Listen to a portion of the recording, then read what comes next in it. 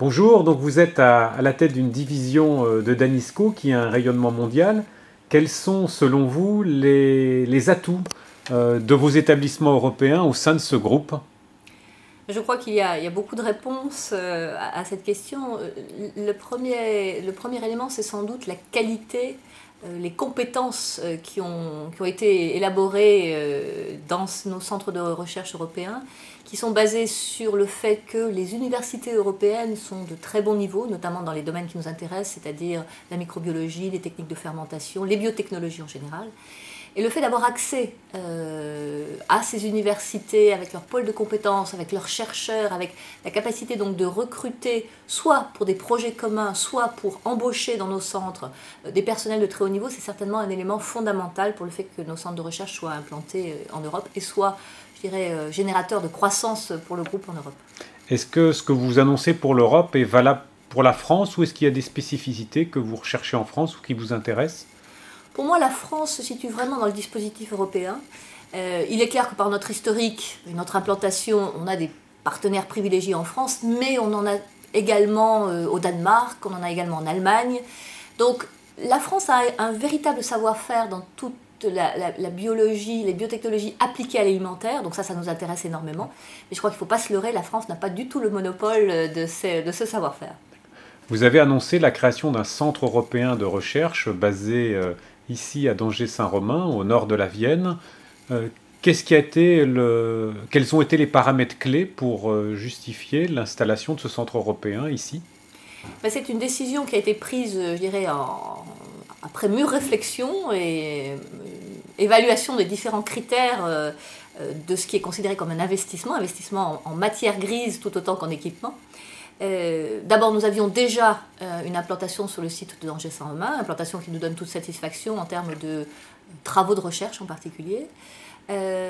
Par ailleurs, la capacité d'attraction sur le site de Danger de chercheurs je dirais, au niveau européen est importante par la proximité d'un certain nombre d'universités, par la facilité de l'infrastructure, que ce soit le système éducatif pour attirer des familles d'expatriés, notamment sur Tours, par la facilité de voyager, d'atteindre notre site par le TGV par exemple. Ça paraît tout bête, mais c'est extrêmement important de pouvoir se rendre facilement, que ce soit nos clients qui nous rendent visite ou que ce soit nos chercheurs qui aillent rendre visite à différentes équipes, clients ou partenaires scientifiques. Donc c'est important.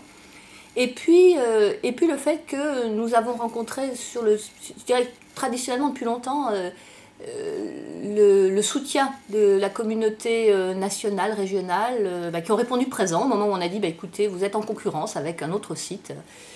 Est-ce que vous souhaitez vous associer à ce projet et dans quelle mesure? Et il y a eu vraiment une mobilisation générale d'un certain nombre d'instances nationales, régionales, locales, qui a vraiment aidé, notamment sur l'aspect financier de ce projet. Vous avez donc également donc une visibilité mondiale. Quelle est, selon vous, la place de l'Europe? Ou est-ce qu'il y a dans votre métier des choses qui vous étonnent sur le plan mondial? On parle beaucoup des pays émergents et de la Chine, notamment sur l'aspect atelier ou sourcing mondial.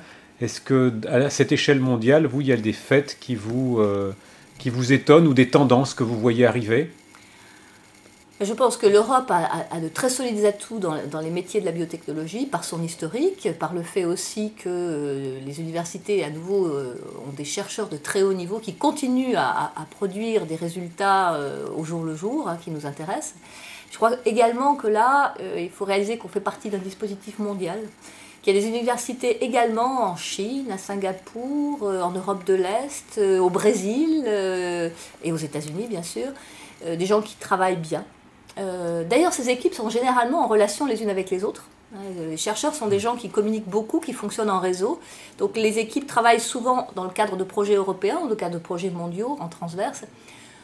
Pour nous, implanter un centre dans un pays plutôt qu'un autre, c'est le résultat d'une conjonction de facteurs liés effectivement à compétences technologiques pointues dans le domaine qui nous intéresse, disponibilité des chercheurs au présent et à l'avenir, soutien général de l'infrastructure, et puis accès au marché, accès à des technologies un peu nouvelles, tissu des sous-traitants, tissu des équipementiers qui peuvent permettre de continuer à développer la technologie. Donc c'est relativement complexe comme prise de décision.